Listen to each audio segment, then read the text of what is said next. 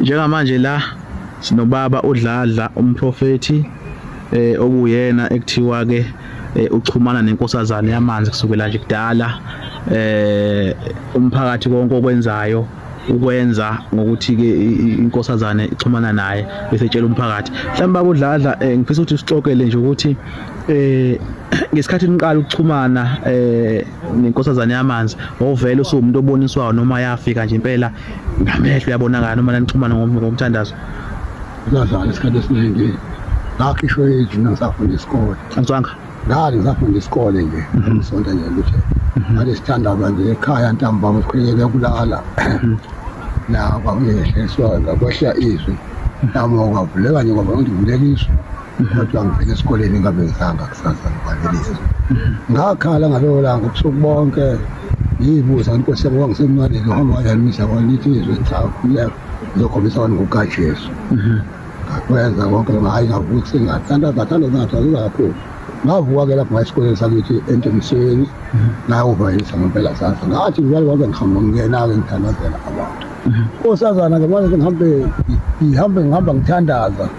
ngihuba nje icwelethi umlilo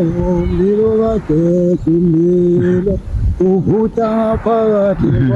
kwami kuhlala kunevuselelo umlilo kaJesu ibona intombi lapha eshaya kancane ayiqhamuka ngibhinqileyo ishaya kancane inkosazana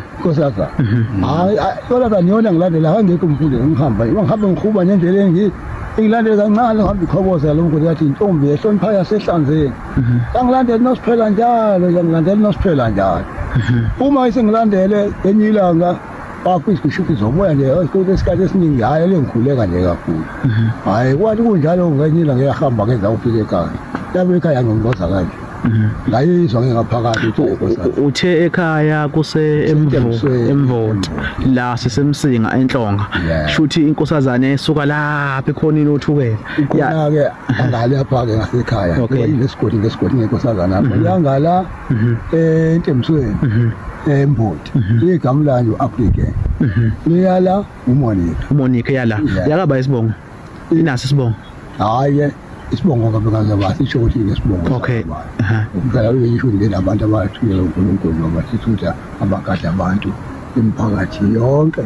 emakhaya yonke indawo yomphakathi yona hamba kade abantu asethi ukuthi abantu bayiphethe kanjani noma bayiphethe kahle noma bangayiphethe kahle ngedelula lapho yobiyona sethimo sokuthi ulaka mawukhona ilanga unisha ngelanga mabe kukuhle ayela kahle ishila kodwa uma kukubi ukwaya kulo ndawo uza izulu uma izulu kuqhamuka isiphepho into ephansi kanyabo nakale duma wonke umhlaba sithe masikhuluma nenduna yenkosi babuchonco la ithi ukumuliswa kwenkosazane namhlanje kube umbono wesizwe akuyona inkosazane efikile yafuna umemo usho njalo basho njalo bona ngoba nami ngezwa ngobathi ayisithi sisifike sicela ukumemulisa lapho uyahlaba isipiti ngesekhaya yazi ukuthi hamba batshothi ngifuna bakhindi yami ngoba ayikho ukuthi ngingavukela impahla zami nayihlale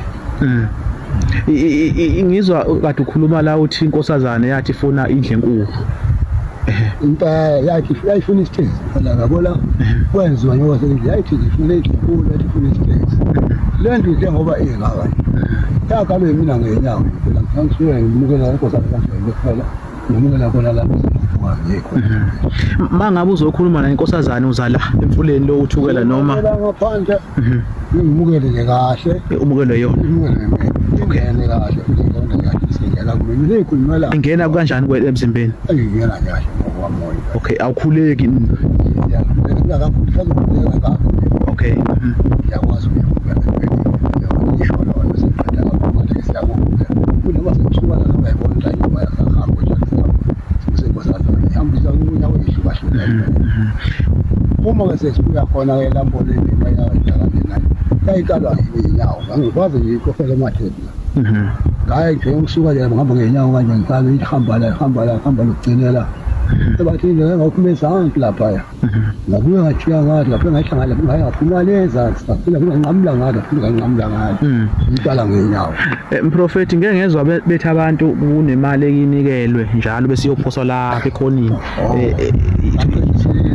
hayi ngaphosa ngisho kolile kwenza mina ukuqala nje la ngisafika la wathi kunayo ingozi yakachonto leyo ukhona wabofile banikele imali yayiningi ngayithatha lo mali ngathi ngilisha ngashwala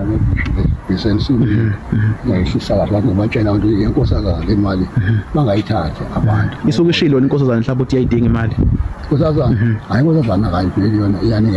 iyanikelelwa yasho inkosazana zekusinikele ngoba kwa namhlanje